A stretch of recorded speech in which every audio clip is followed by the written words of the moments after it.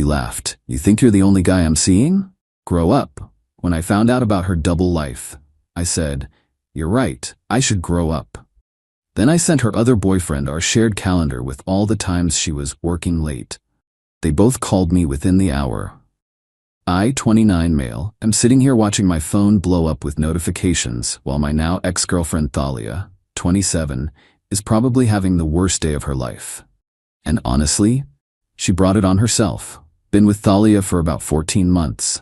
Thought things were solid. She's in pharmaceutical sales, travels a bit, works weird hours. I'm a data analyst, pretty standard 9 to 5. We didn't live together but spent most weekends at one of our places. The red flags were there, looking back. Work emergencies on Saturday nights.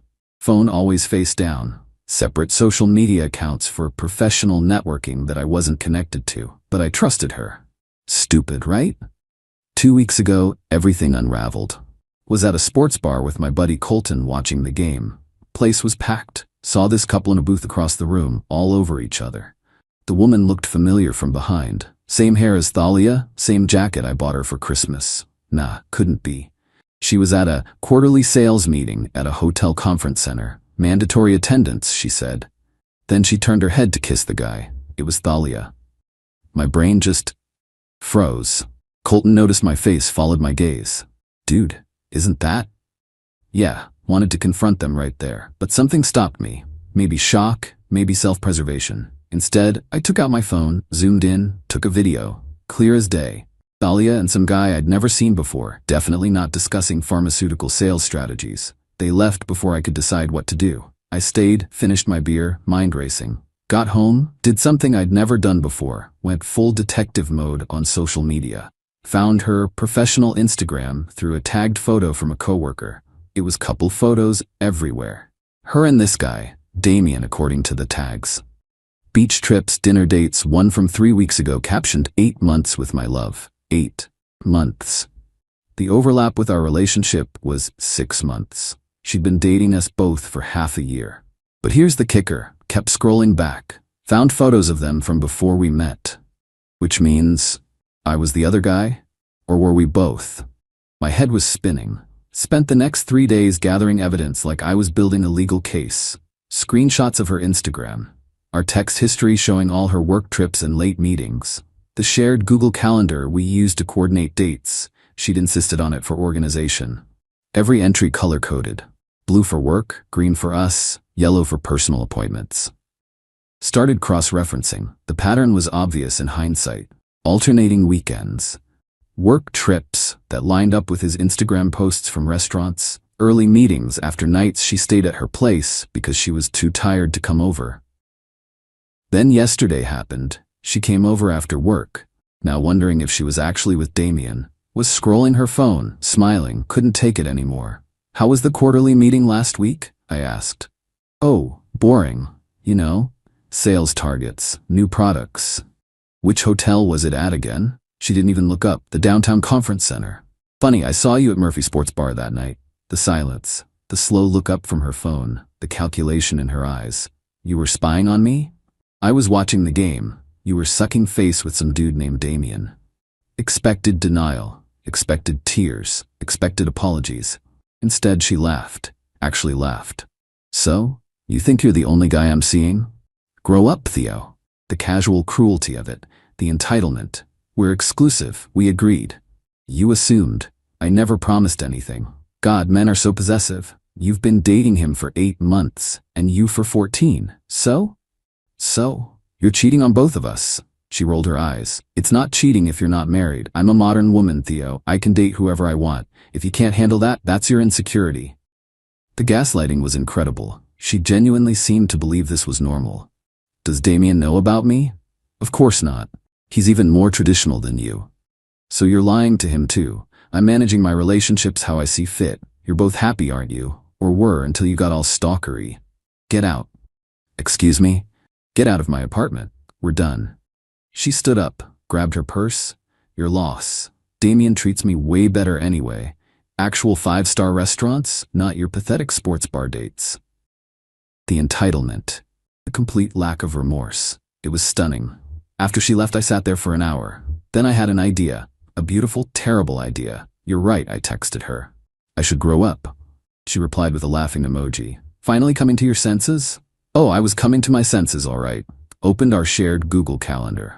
The one with all our dates, all her work meetings. All the times she was supposedly with me when she was with him, and vice versa. Created a new calendar event. Title, for Damien, please read. Date, every single day for the next month. Description, your girlfriend Thalia has been dating me, Theo, for 14 months while dating you. Attached is our shared calendar showing the truth about her work trips and family obligations.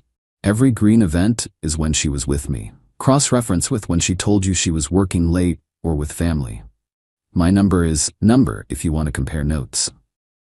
Then I shared the entire calendar with the email address listed on Damien's Instagram business profile. Sent a screenshot to Thalia.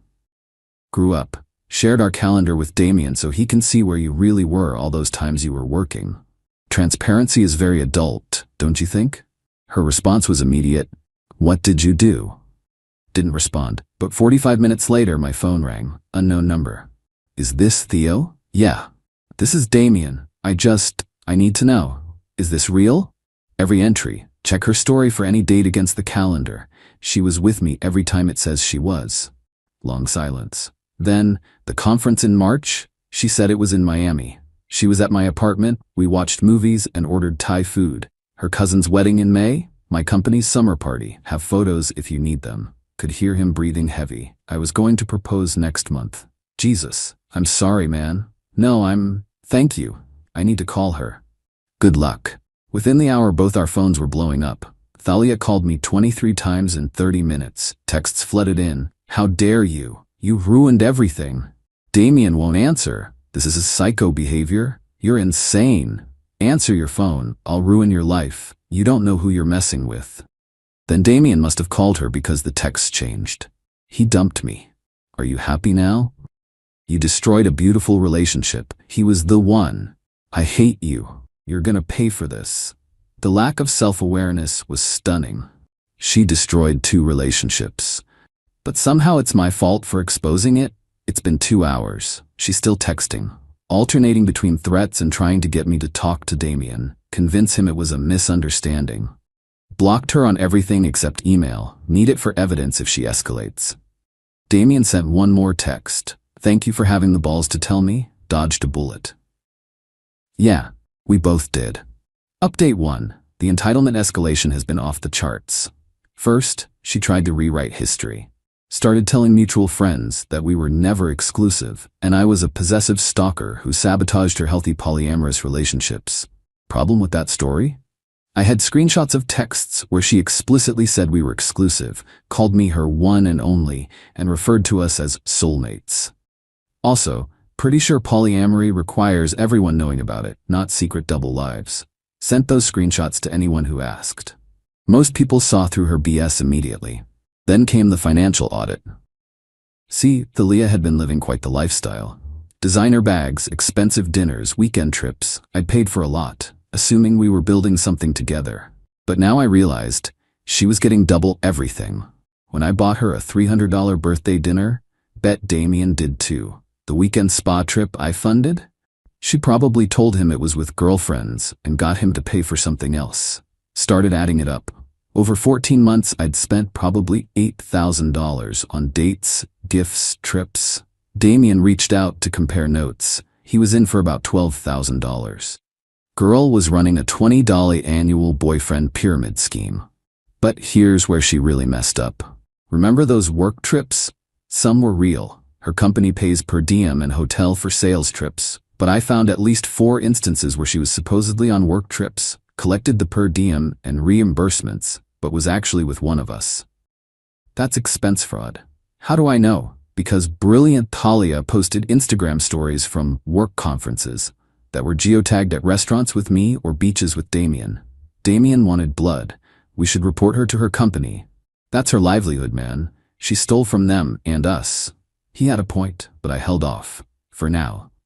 Wednesday, got an email from Thalia's lawyer. Well, lawyer. It was clearly a template she'd modified, demanding I cease and desist sharing private information and remove the calendar I'd shared. Threatened to sue for emotional distress and defamation. Forwarded it to my cousin who's an actual lawyer. He laughed. She has no case. Truth is an absolute defense against defamation, and sharing a factual calendar isn't harassment. Want me to respond? Please. He sent back a beautiful letter explaining that 1. The calendar contained only factual information. 2. Truth is a defense against defamation. 3. She had no expectation of privacy for a shared calendar. 4. Any further fraudulent legal threats would be considered harassment. But Talia wasn't done. Thursday, she showed up at my apartment with her friend Gemma, banging on the door at 11 p.m. Open up. We need to talk. Go away, Thalia. You owe me a conversation. I owe you nothing. You destroyed my life, both my relationships, my reputation. You destroyed them yourself. I just provided transparency. Then Gemma chimed in. Real men don't act like this. You're being a petty little boy. Real women don't date multiple people simultaneously while lying to both. She was exploring her options. That's what dating is. Then she should have been honest about it. They stayed for 20 minutes, alternating between insults and demands. Recorded the whole thing on my phone through the door. Finally called building security. They were escorted out. Friday morning, the smear campaign intensified. Thalia created a whole Instagram story series about surviving narcissistic abuse and toxic masculinity, without naming names, but obviously about me. Tagged all our mutual friends. The comments were hilarious, though. One of her coworkers wrote, "Didn't you just post last month about your perfect boyfriend? Which one was that about?" Someone else, "Girl, everyone knows what you did. This isn't the narrative you think it is." But the best comment came from Damien's sister, who Thalia had been trying to befriend. Imagine calling someone toxic for exposing your lies. The delusion. Thalia deleted the posts within hours. Saturday, she tried a new approach. Showed up at my gym, not to work out. She doesn't have a membership. Just waited in the parking lot. "We need closure," she said as I walked to my car. "We have closure. You cheated. I exposed it. We're done." "I never cheated. We never defined. Stop. You told me you loved me. You told him the same. You lied to both of us daily. That's cheating. You're so black and white. The world has nuance." "Nuance? You were planning to let Damien propose while secretly dating me. That's not nuance. That's cruelty." Her face changed. "How did you know about the proposal?" "He told me. We compared a lot of notes." "You two talked? That's so weird. Weirder than secretly dating both of us?" She actually stamped her foot like a child. "You ruined everything. I had it all figured out." "Yeah, that's the problem. You had us figured out like we were puzzles to solve, not people with feelings." "I have feelings too. Just not empathy, apparently." She tried to slap me. I stepped back, got in my car, and drove off. She was screaming in the parking lot, real classy. Update 2. The dirty tricks ramped up to desperate levels. Monday after the gym incident, I got a call from my manager. Someone had sent an anonymous email to HR claiming I was harassing a former partner and creating a hostile work environment by spreading intimate details about my personal life. Thankfully, I'd been completely professional at work. Never discussed the situation except with 2 close coworkers who asked if I was okay. My manager dismissed it immediately, but noted it in case of escalation. Then came the mutual friend manipulation. Thalia convinced our friend group she wanted to apologize properly and needed them to arrange a group dinner where we'd accidentally run into each other. 3 different people tried to set this up. Each time I asked directly, "Is Thalia going to be there?" When they hemmed and hawed, I declined. Finally, Roberto, who'd been friends with both of us, admitted, "She's offering to pay for everyone's dinner if we get you there. She's literally trying to buy a forced confrontation?" "Yeah, it's weird, man. She seems unhinged." Wednesday, Damien texted, "Heads up, she's been calling my mom." His mom. This woman called her ex's mother, crying about how it was all a misunderstanding and she was set up by me because I was jealous of Damien. His mom, absolute legend, apparently said, "Dear, you dated my son and another man simultaneously for months. There's no misunderstanding. Please don't call again." But Thursday was peak Thalia. Got home from work to find her in my apartment. "How did you?" "Maintenance was here. I told them I was your girlfriend and locked myself out." "That's breaking and entering." "It's not breaking if they let me in." She was sitting on my couch, had helped herself to my wine, acting like nothing was wrong. You need to leave. Now. Not until we talk. I'm calling the police. Go ahead, I'll tell them we had a domestic dispute, see how that goes for you. The manipulation was incredible. But she didn't know I'd installed a camera in my living room after the lawyer threat, legal in my state for my own home. Thalia, you're trespassing. Leave now or I call the cops. I just want to explain. Explain what? How you juggled two relationships, I understand perfectly. You don't. Damien was safe, stable, you were exciting, fun, I needed both. Then you should have dated people who consented to that arrangement. You would have said no. Exactly. That's called respecting boundaries. She stood up, walked over to me, tried to touch my face. I stepped back. We were good together, Theo. Remember the concert last month, the beach weekend? That was real. Was it? Or was I just your exciting Tuesday, Thursday guy while Damien was your stable weekend plan? Her mask slipped. You were both supposed to stay in your lanes. I had it perfectly balanced. You ruined it with your stupid detective work. There it is. The truth. We were just scheduled entertainment. That's not. Get out. No. Called 911. There's an intruder in my apartment who refuses to leave. Thalia went pale. You're seriously calling the cops? Seriously. She grabbed her purse and ran. Literally ran out. Cops showed up 10 minutes later, took a report, advised me to get a restraining order if she came back. Friday morning, woke up to 82 texts. Not from Thalia, from random numbers. She'd posted my phone number on some sketchy dating sites with the caption, looking for discreet fun, text anytime. Had to change my number. Added to the restraining order file. But the universe has a sense of humor. Friday afternoon, Damien forwarded me something. Thalia had joined a dating app already. Her profile said, recently single after toxic relationships. Looking for a real man who respects independent women. He'd reported her profile with screenshots of her Instagram with both of us. Captioned, she dated us both simultaneously, fair warning.